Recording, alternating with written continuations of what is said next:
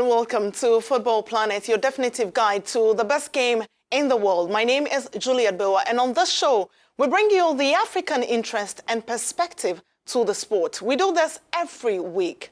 So ahead in this show, Money or Quality, we ask just how huge is the exodus of players, including Africans, to the Chinese league. Also, the hosting of the 2018 CHAN in Kenya is under threat as the country struggles to get ready. We find out just why. And a legend goes home. Ivorian football legend Laurent Pokou has been interred. We have the latest.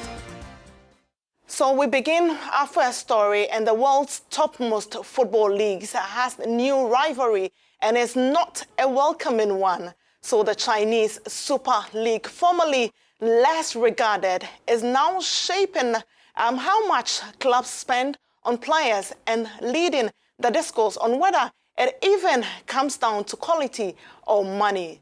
So we are fortunate to be speaking to two players familiar with the conversation who will help us to make sense of it all. So first, we speak to Edion Igalo of Chinese outfit, that is Janhua Yatai, and who until recently played in the English Premier League. So thanks so much for joining me here, Jude. Tell me, what informed the decision to move to China? First, I got some offer in the Premier League from West Brom. But Watford turned down the offer because the money they're looking for is more than what West Brom is offering, Because I just want to leave that place and come and play every weekend. Because if I'm there, I know I'm not going to have much playing time, Because the new coach, changed the system. I think maybe I'm not in his program or not. I don't know. So that's why I said, okay, I'm going to China. Let me see how it's going to be. The Chinese Premier League has not started yet, but I've played a couple of friendly games here, and it's much different, because the pace in the Premier League is too much, Premier League is very fast, it's very tactical, it's very physical. I think it's differently compared to the Premier League, but I'm looking forward to it because we start this weekend. Our first game is away to Shanghai, so hopefully I'm going to get the test and feel how it is here, and hopefully, by God's grace, do my best and help my team. Jude, tell me, some have said the reason why you have a lot of players that is moving to Asia is because of their money. Is it all about money? Yeah, people can say all they want, because everybody have his own opinion, but for me, I just do what is best for me, what is best for my family, what is best for my career. I take decisions based on what is on ground, Like I said, the money is good. I won't tell you the money is not good, but 2 seasons ago, I turned down double of what I'm having now. Even last season, they came, I said, no, I'm not going because I feel it was not time for me to leave.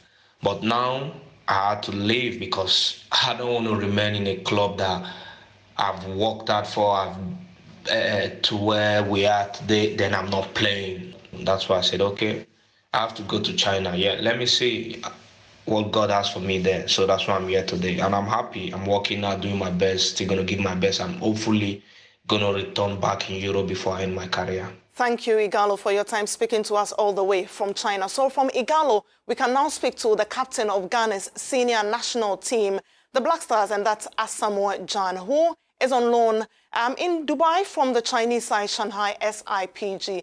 Gyan's move to a not-so-popular league was widely criticized and questioned. Thanks so much for joining me here, Asamoah. Tell me, a lot of players are now moving to Asia. Are you surprised? Yeah, I'm not surprised. I'm not surprised at all. I said it when I moved to China that it will get to a time there will be a lot of players moving to the Chinese league because most of the companies or most of the clubs are investing a lot into their football. So it will bring a lot of exposure to the league, and that is what is happening now. So I'm not surprised at all. Gyan, tell me, when you made that decision years ago, some criticized you. You must be proud now. I knew people will support me later, and that is what we're seeing right now. As I always say, the English Premiership or the Spanish League or everywhere started from somewhere, and people invested a lot into it. That is why people also went there to play. Me moving to China, I had a lot of criticisms, but at the end of the day, what are we seeing now? We're seeing a lot of players moving there right now. So it's a good thing. You know, sometimes people criticize you, but they don't know the outcome. And that is what we see now. The outcome is clear right now. A lot of players are moving there. And I'm sure there will be a lot of players moving there, because those who weren't moving there, I don't think they had the opportunity. Trust me, if some of the players get the opportunity to move to the Chinese league, they will move. I'm sure.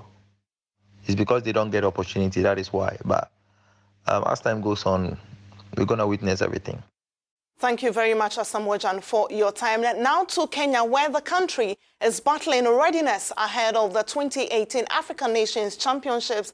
The East African country has been given some added window to get ready by October this year, before the games start from January 11 to February 12, that is in 2018. And the press conference of stakeholders has been held after an inspection team from CAF visited. Let's hear what they said.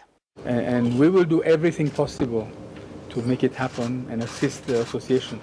But also, we mustn't forget that we are responsible for the well-being of football around the continent. And if we have to take tough decisions, as we just did with Madagascar, we will do it.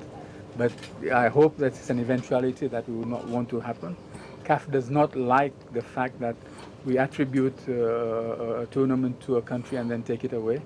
Your next visit in June is going to be very critical for us. Let me assure you that the Kenyan government has committed 2.7 billion shillings to CHAN. So time to do some youth football, and we head to Zambia, where the African Under-20 Championship has gotten off to a start with the opening games in Group A. And so we can speak to a sports journalist with Zambian National Broadcasting, Modern Sinkala, on what has transpired so far. So, Sinkala, thanks so much for your time. What are the major highlights of the tournament so far? Obviously, most Zambians were expecting that Zambia would go on and win and score so many goals. But it was very tight in the first half. It was 0-0. Zambia had chances here and there, but Zambians couldn't convert. The major highlight for Zambia was obviously in the second half when Austria-based Patson Daka, he's only 19 years of age, scored that only goal. That means that Zambia obviously tops the group with 3 points. And Egypt and Mali, who settled for a new odd draw, second and third position. The group is still open for now, and everyone is waiting for the second matches that are coming, the second matches of Group A that are coming on Wednesday at National Hero Stadium in Lusaka. So you're still watching Football Planet, and to a rather solemn note, an Ivorian football great, Laurent Pokou, was over the weekend laid to rest in what was a solemn ceremony. His former club Stade Rennais, where he played in the 70s, scoring 44 goals in 63 appearances, held a tribute for him as they paid their last respect. So a successful player in his time, he capped over 60 times for Ivory Coast, remaining for a very long time a record holder for the highest number of goals scored by a single player at the African Cup of Nations, a feat which was broken 30 years on by Cameroon's Samuel Eto'o.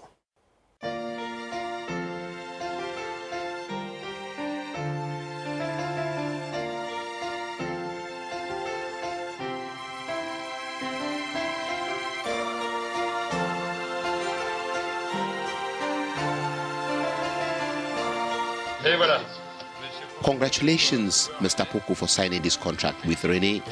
Merci. Voilà. Bon, eh bien, on espère que... Right now, we hope you will start scoring goals.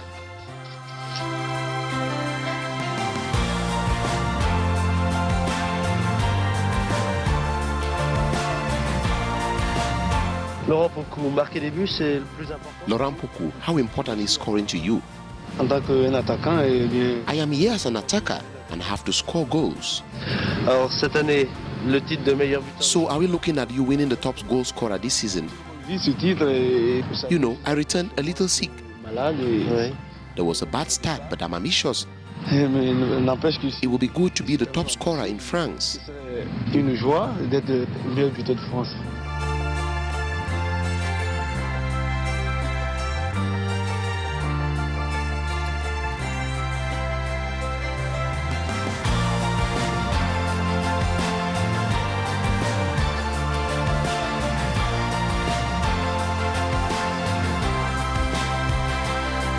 Il est resté plusieurs He mois. stayed several months, almost a year. Il était malade et He was sick and wanted to leave Nancy. si et il m'avait He had written to me asking me whether Renais could take him, de le reprendre. Et and I emphatically said yes. répondu que je suis tout à fait I had said to him, it is better to be a big one among the little ones than a small one with the big ones. He went on to make us proud. avoir des contacts avec lui pour qu'il revienne à Rennes. Car je lui ai dit, il faut être mieux un grand chez les petits qu'un petit chez les grands. Et ça l'avait marqué.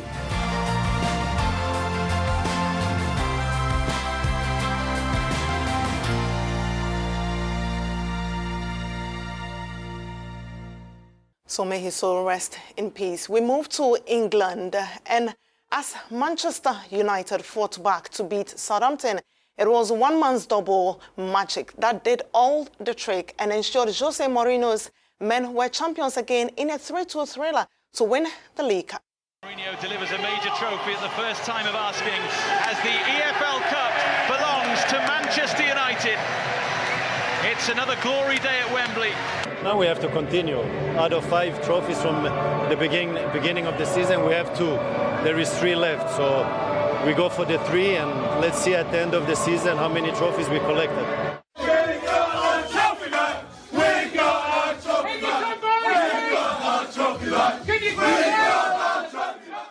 So congratulations to Eric Bailey. You could see him there in the dressing room, very excited. Thanks for being part of the show. We are immensely grateful that you do this with us every week. Stay interactive on all our social media pages. The hashtag on Twitter remains Football Planet. From the team here in Point Noir, Congo, we say thanks for watching and see you same time next week. My name is Juliet Bilwa. Bye-bye.